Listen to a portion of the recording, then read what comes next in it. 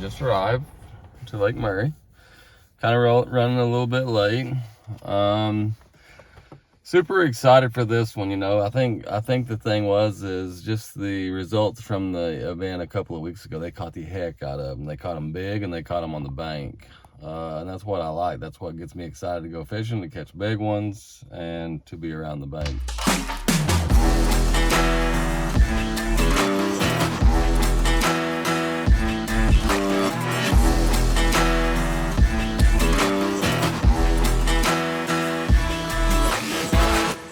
Some of the things that I think are probably going to play this week, obviously, a swim bait. I remember I've never fished here this time of year.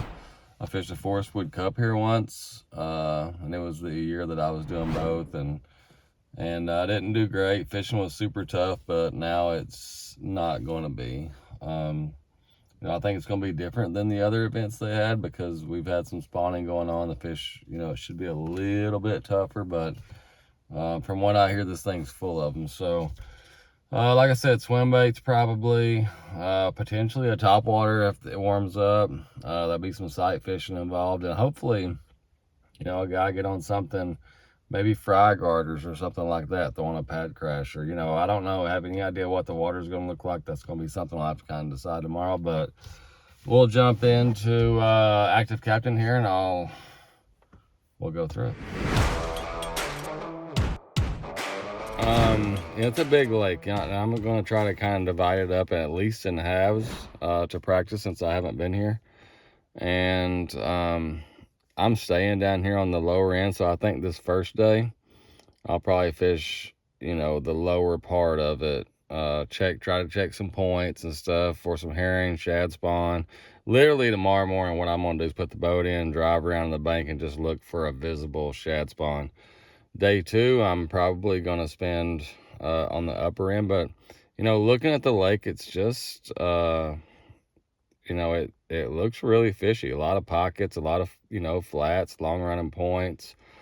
It gets a lot more cuts and things like this as you get up in the river. So the river doesn't look real wide, which I don't really know what to say about that. I'm sure it's bigger than it looks, but the cool thing I like about it is it's a lake that you can run around on.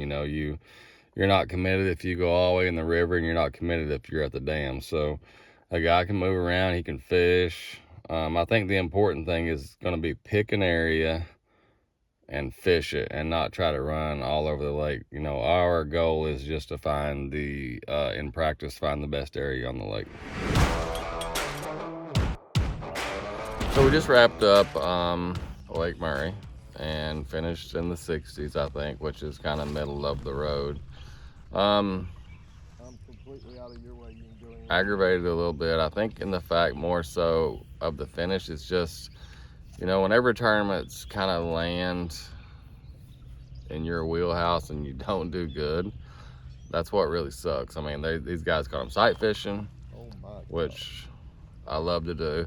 Fishing the bank, throwing a topwater, throwing a spook, fishing stuff that I love to fish. And a lot of the fish were caught in less than 4 or 5 foot. So, to miss that one, no excuses, but that was my first, and I think I had too much of the blueback herring, stuff from the past, TV stuff. I don't have a lot of experience fishing blueback, even though I've done good at Hartwell.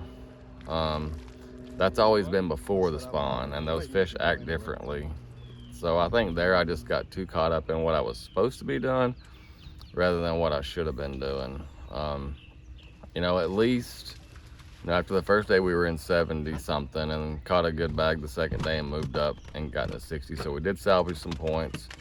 That needs to be, moving forward, we need to go this way, and we can't have any more valleys. It's all got to be peaks. But I caught everything sight fishing, and yeah, me with the spinning rod in my hand, wacky rigging a dinger, which